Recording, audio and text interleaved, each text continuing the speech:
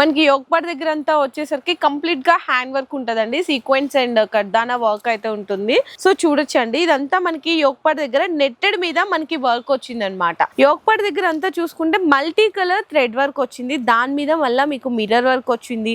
And yoke part దగ్గర చూసుకుంటే చాలా స్పెషల్ వర్క్ అని చెప్పాలి. ఇట్లా చక్కగా ఇదంతా కూడా మీకు ఎంబ్రాయిడరీ వర్క్ అయితే వచ్చేస్తుందండి. వీనెక్ వచ్చి మొత్తం థ్రెడ్ వస్తుంది అండ్ టాప్ మొత్తం కూడా కొంచెం యోగ్ పార్ట్ దగ్గర కూడా చూడొచ్చండి డిఫరెంట్ ఆఫ్ వర్క్ అనమాట. మల్ చందేరి అండి, మనకి ఫ్యాబ్రిక్ కూడా వచ్చేసరికి వీనెక్ వస్తుంది అనమాట. మల్టీ కలర్ మనకి బ్రష్ ఉంటది కదా, బ్రష్ ప్రింట్ మీద యోగ్ పార్ట్ దగ్గర వచ్చేసరికి మల్టీ కలర్ థ్రెడ్ వర్క్ ఇచ్చారు. వీనెక్ దగ్గర మనకి వర్క్ కూడా చూసారా, చాలా క్లాసీ అండ్ సింపుల్ వర్క్ అయితే ఇచ్చారు.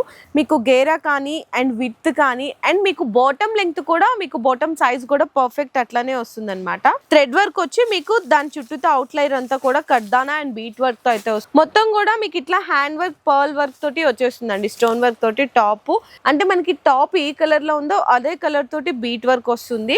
నెట్టెడ్ మీద వర్క్ వస్తుంది. ఇట్లా ఫ్యాన్సీ హ్యాంగింగ్స్ కూడా ఉంటాయి. 3/4 స్లీవ్స్ వస్తుంది.